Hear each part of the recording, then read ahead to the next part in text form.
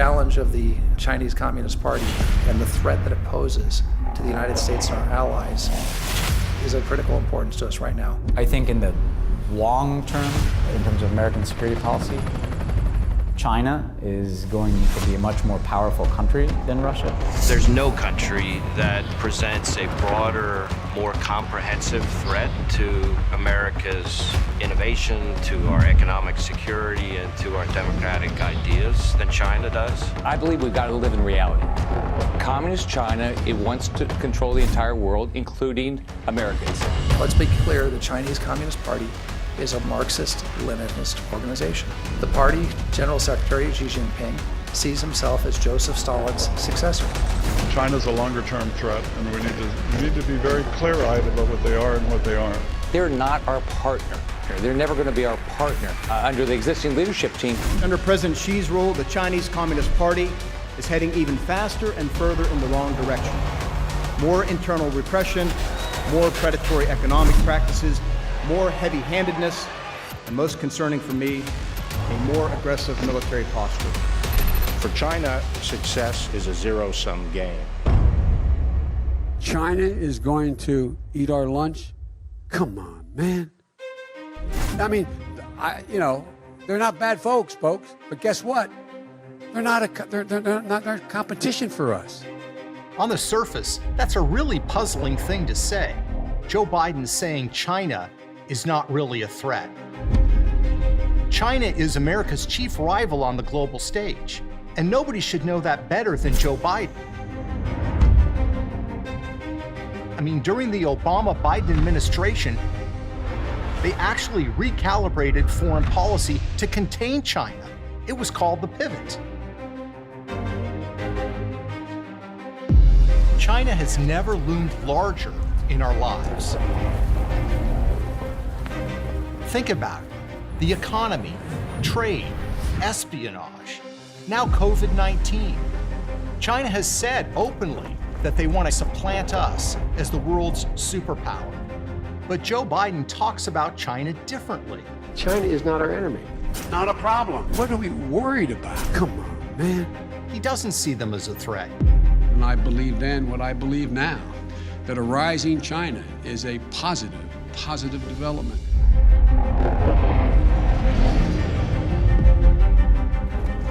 He welcomes their rise as a global power.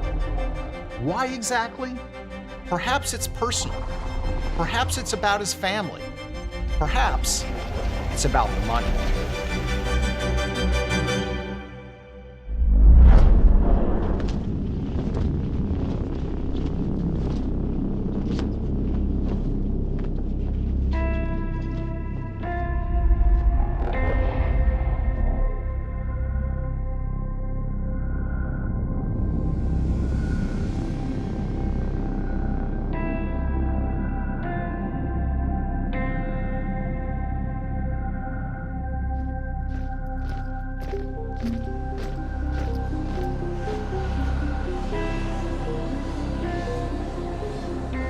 December 2013, Vice President Joe Biden is arriving in Beijing for a series of sensitive meetings with Chinese officials. The Chinese give him the red carpet treatment, literally. But also along for the trip, Joe Biden's son, Hunter Biden. During the visit, Joe Biden meets with Chinese Vice Premier Li and with President Xi. A 2013 trip to China getting new attention this morning, not for what Joe Biden did, but for who he brought with him. And what was Hunter Biden doing? We're not sure. He doesn't appear in many pictures of the official festivities. But what we do know is this. 10 days after father and son returned to the United States, Hunter Biden's small investment firm announced a $1 billion private equity deal with the Chinese government. And where did the capital come from for this deal? From the Chinese government itself.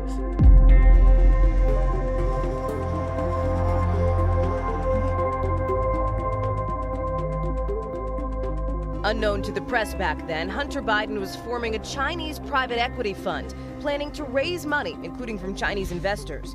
Years later, Hunter Biden acknowledged that during the trip, he met with a Chinese banker, which his spokesperson describes as a social visit, not a business one. I believe then, and I'm even more convinced now, that a rising China is an incredibly positive development for not only China, but the United States and the rest of the world.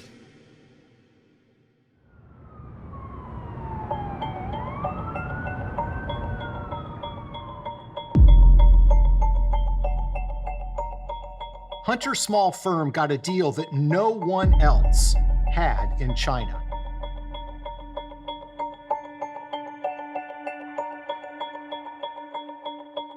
Not Morgan Stanley, Goldman Sachs, Deutsche Bank, or UBS.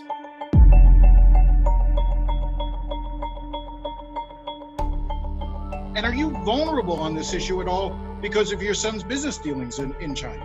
No, I don't believe so at all. My son's business dealings were not anything with everybody that he's talking about, not even remotely number one.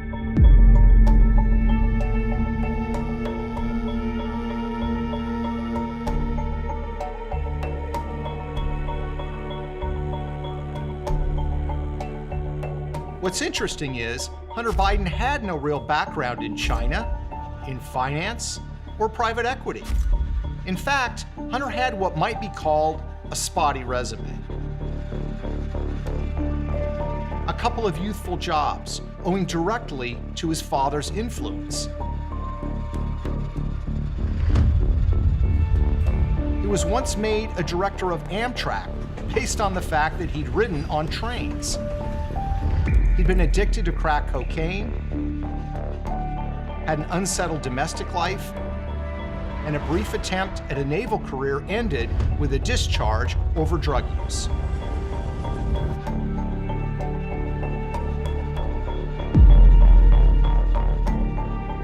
So why did the Chinese pick him?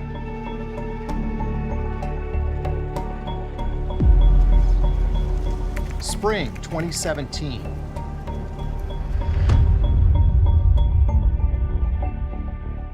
Patrick Ho, a Chinese businessman, was arrested by the FBI on bribery charges.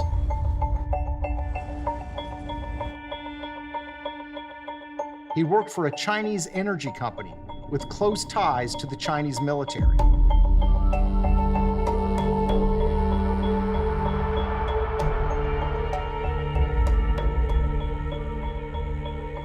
While in FBI custody, Ho made 2 phone calls. One of those, strangely, is to James Biden, Joe Biden's brother. Why did this man call the brother of the vice president? He was looking for Hunter.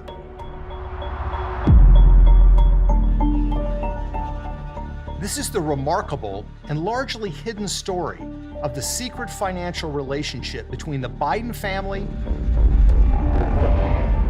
and the Chinese government. It's a relationship that grew while Joe Biden was Vice President of the United States, and shortly after he was appointed the point person on U.S. policy towards China.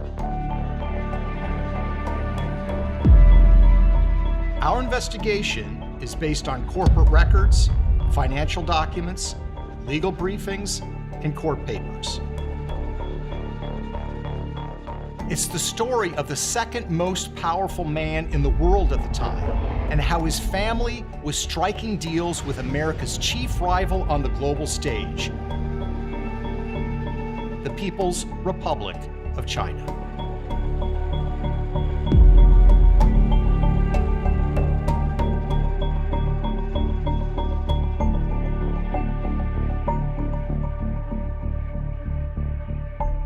And it's a story that has been largely never told.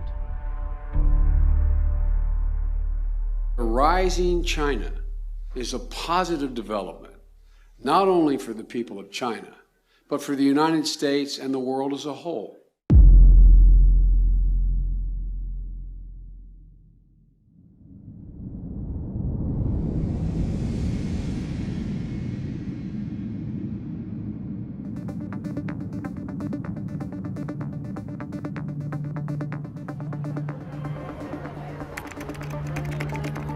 January 2009. Joe Biden is inaugurated Vice President of the United States. I, Joseph Robinette Biden Jr., do solemnly swear that It was a remarkable moment for Biden, who had spent more than 35 years in the United States Senate. Born to a family of modest means in Scranton, Pennsylvania, he would become known as Lunch Bucket Joe. He joined the political world early and won election to the United States Senate at the ripe age of 29. He was sworn into office just 6 weeks after reaching the constitutionally required age of 30. From its earliest days, Biden's political career was not just about Joe, but about the larger Biden family. Politics was a family business. When Joe did well, the family did well. Joe's sister, Valerie Biden, became a political consultant who was hired by Joe's many campaigns. Brothers Frank and James became involved in securing government contracts and deals overseas with foreign governments. Joe's son Hunter became a Washington lobbyist, representing clients from Delaware, the state that his father represented in the U.S. Senate.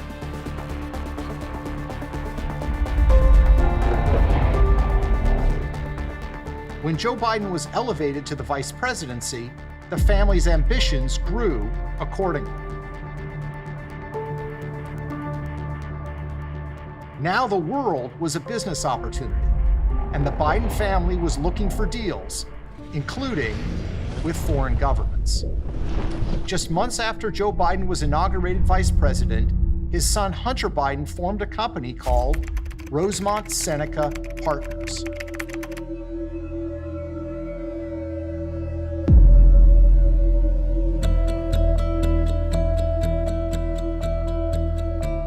His partners had useful connections. One was Christopher Hines, the stepson of Senator John Kerry, a powerful U.S. senator who would later become Secretary of State. The other partner was Devin Archer, a friend of Hines.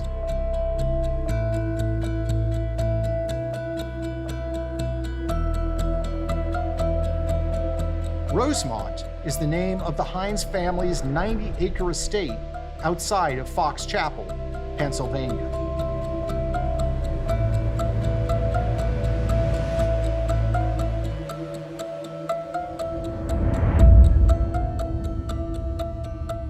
Rosemont Seneca, the new investment firm, opened an office in Georgetown, just 2 miles from the White House.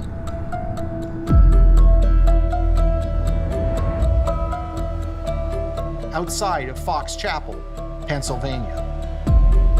One of Hunter Biden's big scores was a controversial deal he landed in the troubled nation of Ukraine. In 2014, the Ukrainian government fell, and Joe Biden became America's point man for the troubled country.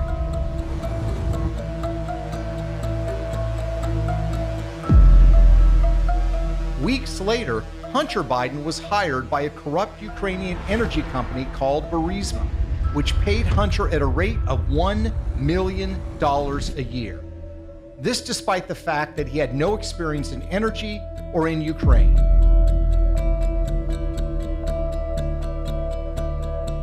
If your last name wasn't Biden, do you think you would have been asked to be on the board of Burisma? I don't know. Probably not. Hunter landed on the Burisma board, as did his partner, Devin Archer. Hunter's ventures in Ukraine would later pose troubling questions of conflict of interest for his father, Joe. I will support and Rosemont was landing deals around the world. But the big prize was China, with its booming economy and staggering growth. It's also an economy where relationships are key, especially with the Chinese government.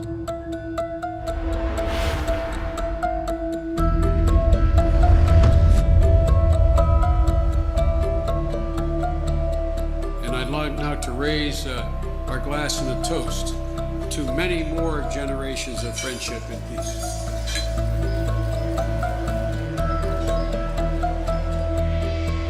Hunter Biden began meeting with Chinese government officials at the highest levels of power.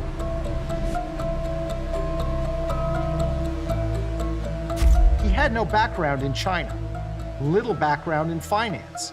Hunter's previous job had been as a lobbyist for an online gambling company located in Europe.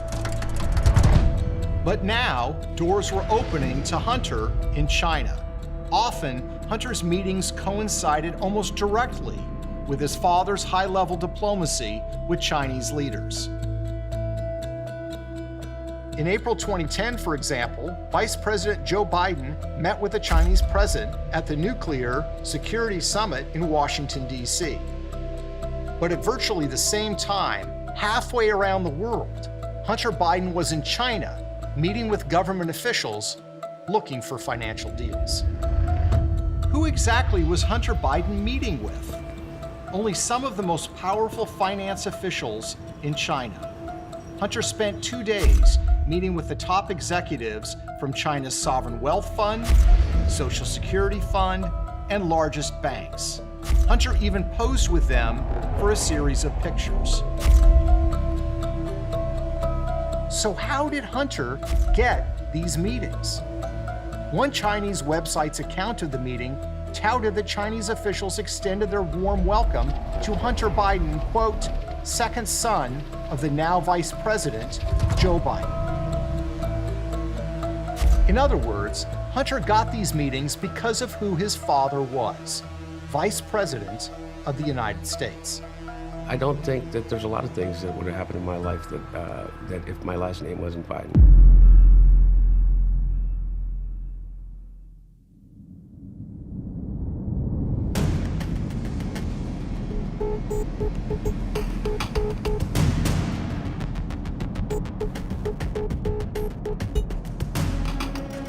Vice President Joe Biden, with one eye towards a possible 2016 bid, is getting the chance to flex his international muscle power in Asia.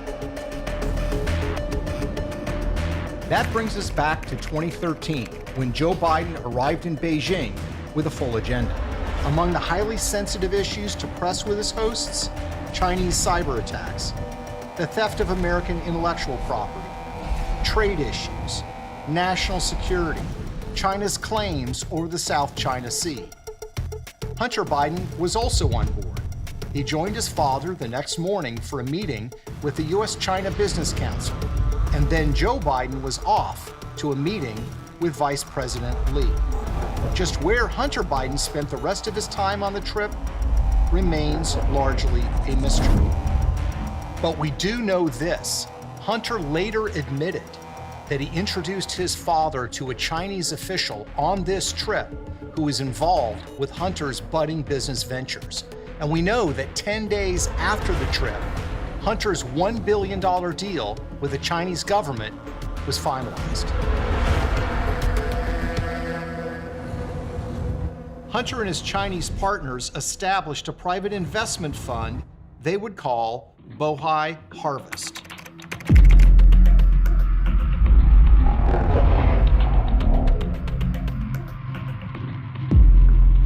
The Chinese government provided the money.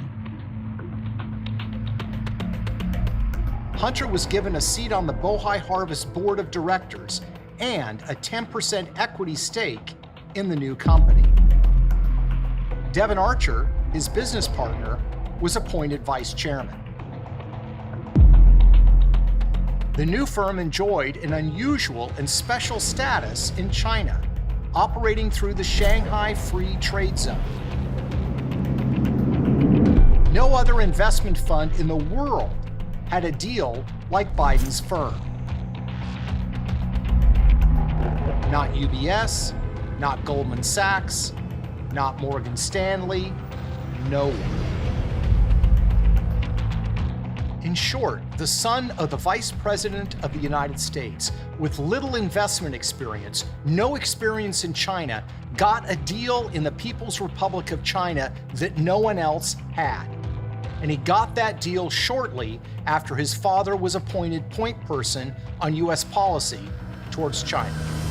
But this isn't just another story about a politician's kid getting rich. Hunter's new firm, Bohai Harvest, began making investment deals around the world that would serve the strategic interests of the Chinese government.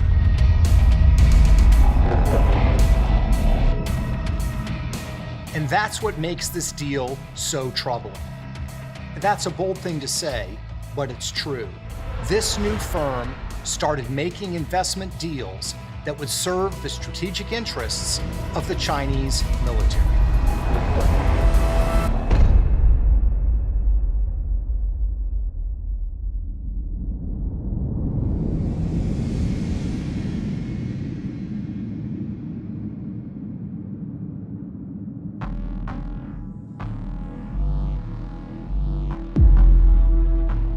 In 2015, Hunter Biden's Bohai Harvest joined forces with the Chinese military contractor AVIC to buy American parts manufacturer Henniges.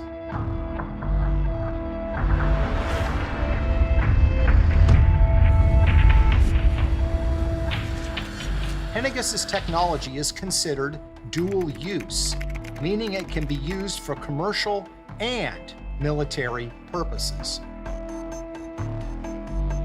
And deals like these require approval of the highest levels of the federal government. Hunter Biden's partner in the Henniges deal, the Chinese aviation giant AVIC, was notorious for its history of stealing U.S. military technologies to build their own fighter jets and drones.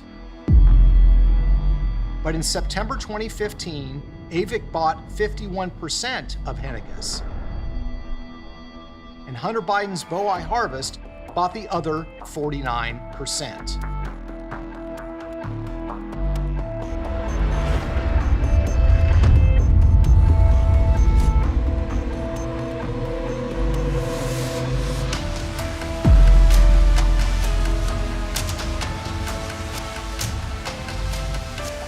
And yes, the Obama administration did indeed approve it.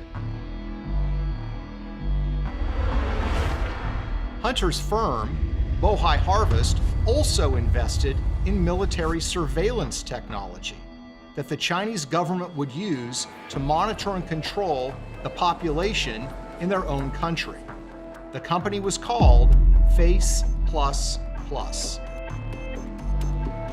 There are a number of American investors that also stand to profit from this mass surveillance that are also invested in Face++, one of whom is Hunter Biden, the son of former Vice President Joe Biden. Bohai Harvest also helped China in its competition with the United States over so-called rare earth minerals. A Chinese government-run firm called China Molybdenum produces rare earth minerals around the world, competing with Western firms for mining access. And the company does not hide the fact that its work has direct military applications.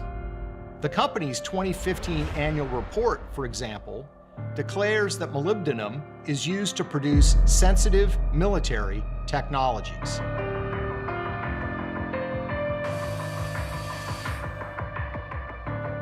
What's fascinating is that while Hunter Biden and his firm were helping Beijing in the race to acquire rare earth minerals, his father's administration was actually fighting them.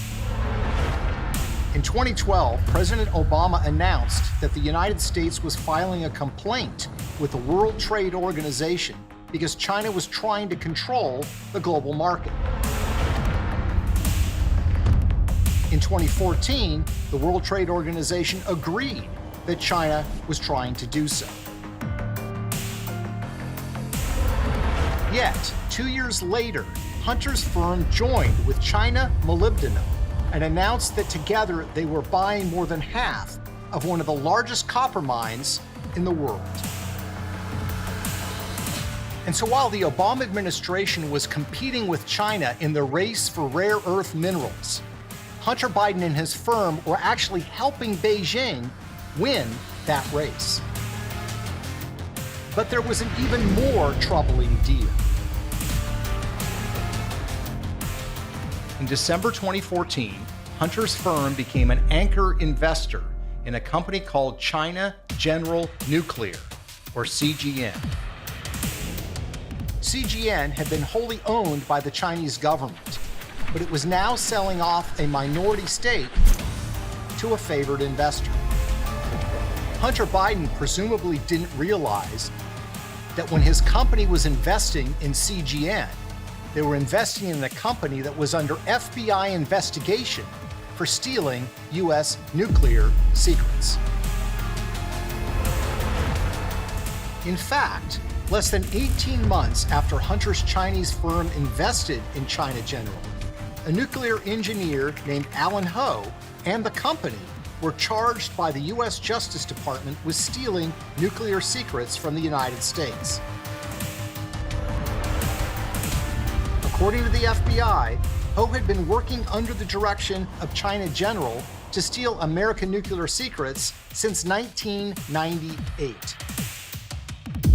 It's not clear whether the FBI or the Obama Justice Department knew that Joe Biden's family was actually involved with CGN.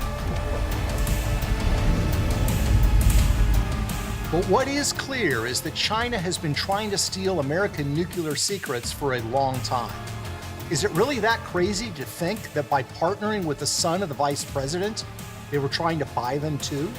And make no mistake, these firms Hunter was dealing with are directly tied to the Chinese military. In June 2020, the U.S. Department of Defense released a list of companies doing business in the United States that were known to be connected to the Chinese military. On that list, AVIC and CGN. But the Bidens weren't done cutting deals in China.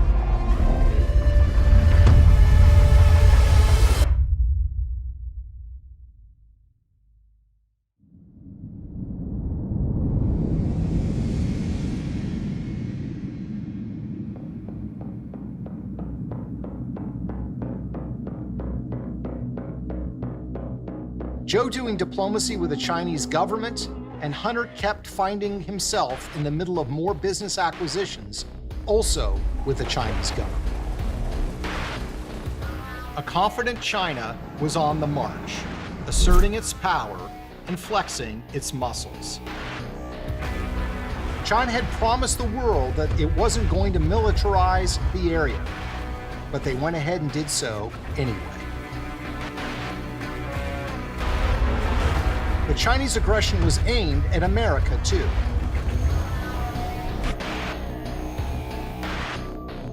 China's military has attacked major U.S. companies in a computer war that kills American jobs. More than 21 million Americans had personal information stolen from government files in a data breach that was 6 times as large as originally disclosed.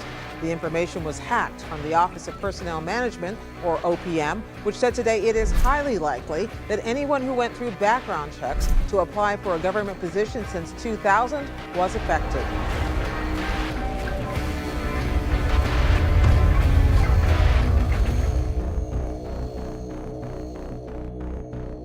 Think about that. The Chinese government had hacked an American government website and taken information from millions of American government workers. Highly sensitive private information. It was a crime taken very seriously by our federal government. And what was Hunter Biden doing? He was looking for more commercial deals with the Chinese. Another one of Hunter Biden's businesses was called Rosemont Realty.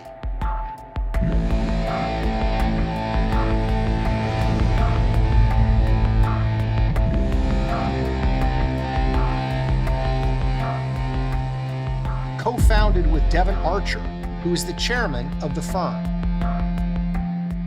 Just like his investment firm, Hunter Biden had no background in commercial real estate. But that didn't stop him from getting a seat at some of the biggest tables around the world. Who was Rosemont Realty negotiating with?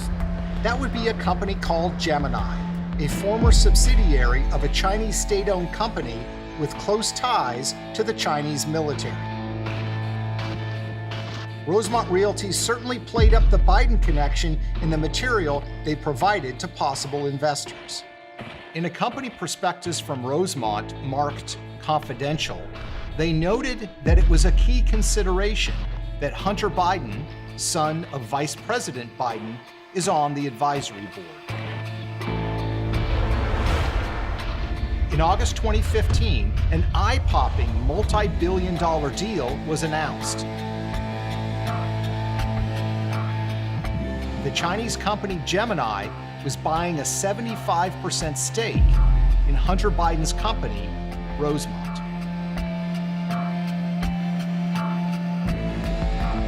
So who exactly is this second Chinese business partner of the Biden family? Gemini's parent company, Sino-Ocean Land, is actually run out of the headquarters of the China Overseas Shipping Company, COSCO, which is called the fifth arm of the Chinese Navy. So you have two big deals between the Biden family and the Chinese government, or Chinese government-linked firms, in the years following Joe Biden's appointment as the point person on U.S. policy towards China. But there was still more business to be done. Hunter and his business partner, Devon Archer, began working with yet another firm,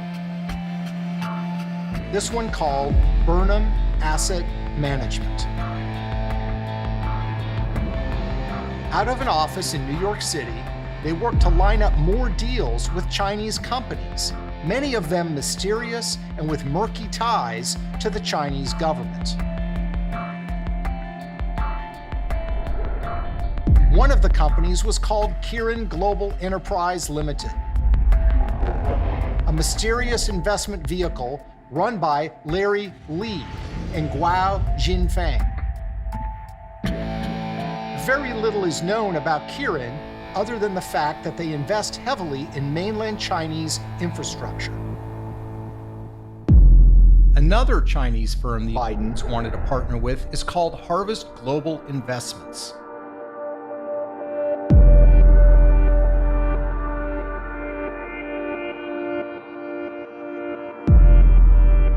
Which is linked to the Chinese government. How much money did the Biden family make from these deals? How deep do their ties to the Chinese government run? We can't know for sure, but consider this. In 2017, a Chinese executive was arrested by the FBI in New York on charges of money laundering and violating the Foreign Corrupt Practices Act. Patrick Ho was an assistant to a Chinese oil tycoon who ran CEFC China Energy, which had strong ties to the Chinese military. When Ho was arrested, one of the first calls he made was to James Biden, Joe's brother. When asked by the New York Times about the call, James Biden says that Ho was actually calling to get Hunter Biden's phone number. Patrick Ho was charged and convicted and went to jail for those charges. Why exactly was he calling Hunter Biden? What sort of help was he expecting? We don't know the answers to those questions. But what we do know is that the Bidens have cultivated very close relationships with members of the Chinese elite, and some of those relationships would be very hard to defend.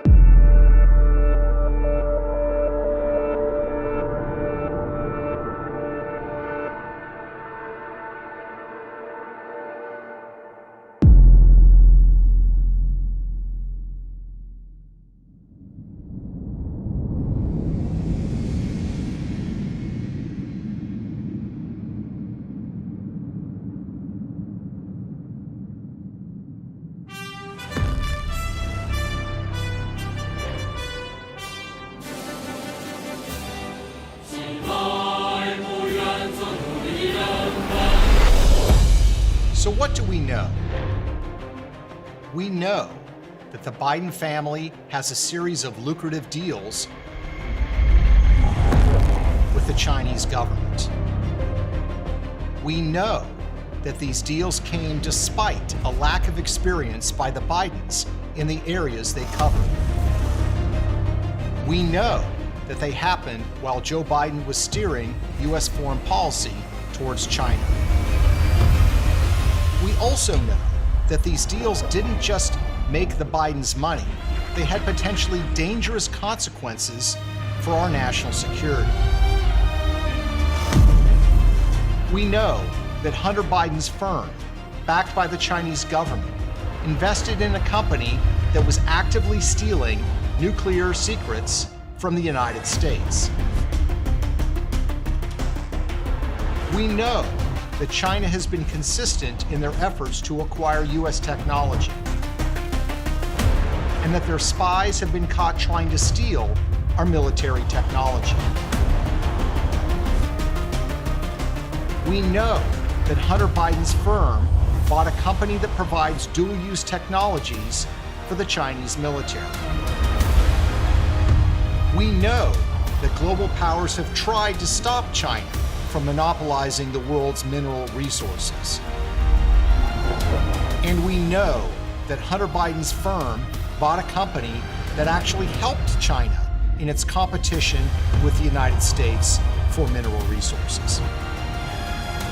And we also know this, that Biden investment firm that helped China gain access to dual-use technology, that invested in Chinese surveillance technology and helped China in its quest to control the world's strategic metals?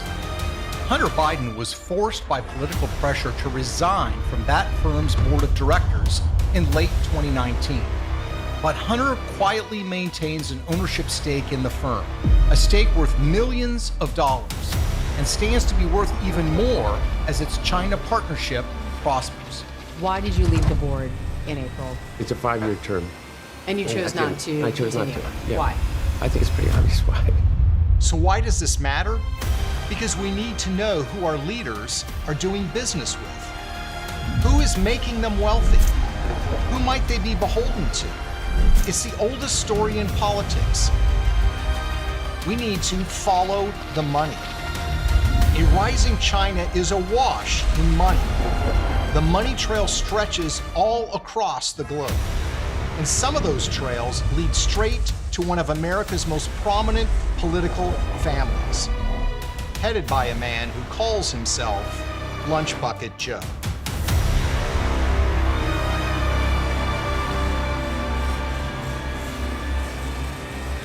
China is going to eat our lunch? Come on, man.